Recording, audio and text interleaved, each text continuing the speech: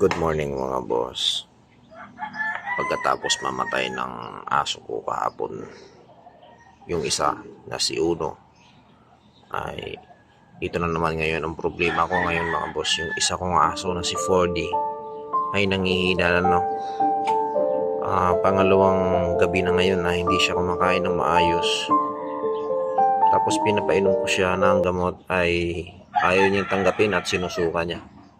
Kasalukuyan na yung dumi niya ay ito nabasa na, oh. So, sinyalis na nga ba talaga na parvo na naman ang sakit nito mga boss? Kasi yung isang aso namatay dahil sa parvo. Ayan, oh.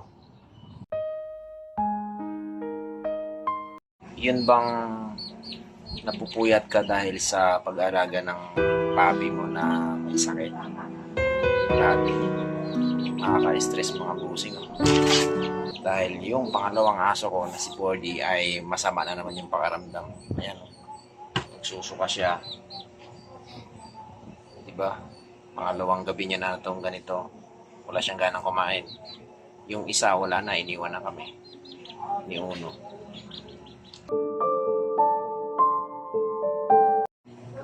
Dinala ko na siya sa veterinary shop. At tinurukan na siya kanina. By tomorrow ay mayroon siyang second na turok. Sana makarecover siya kasi tinurukan siya ng antibiotic kanina. Okay lang na gumastos ako dyan basta kumain na siya ng maayos. 5 days niya na mga boss. Sobrang hina niya pa rin kumain ngayon. At ang totoo niyan ay nagpupupo na siya ng malangsa. Liquid. Nakakalungkot isipin mga boss, pagkatapos mawala yung isa na si Uno, ay ito na naman.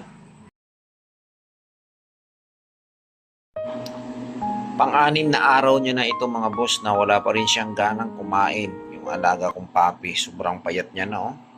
Yan. Ang pinapainom ko sa kanya ay Yakult na dinurog ko yung SMP 500. So, nakitaan ko naman ng improvement kahit papaano ay nag-okay na siya. Tapos ay ang tubig niya, pinapainom ko siya ng tubig, tapos sinaluan ko ng kunting asukal na wash sugar.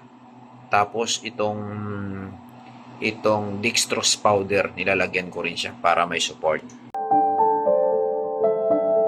Magandang gabi mga boss, no? So, 8 days na ito yung aking baby puppy na to. So, si 4D, siya po ay nakarecover sa sakit na parvovirus. Okay, ngayon kumakain na siya o binibigyan ko siya ng chicken. Ayan, no? Yang good news mga busing dahil ngayon ay nakakain na siya. Ano ba ang naging gamot nito? Ang ginawa namin ito ay bumili kami ng Yakult, tapos nilagyan namin ng SMP 500.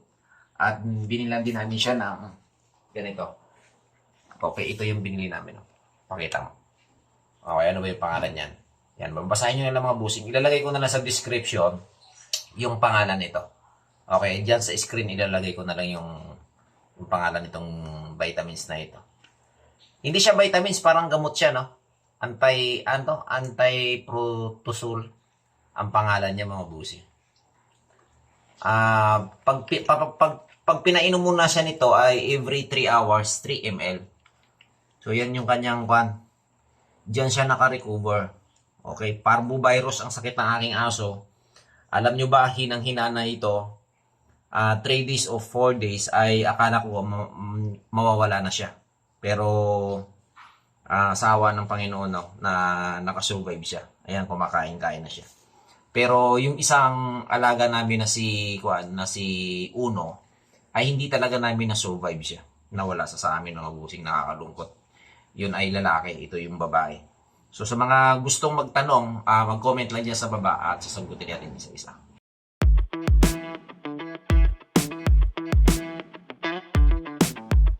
Naalala niyo po ba itong baby puppy ko na nagkasakit? 7 days ago na wala siyang ganang kumain, mga busing. So ito na siya ngayon, no? Wow. Yan, no?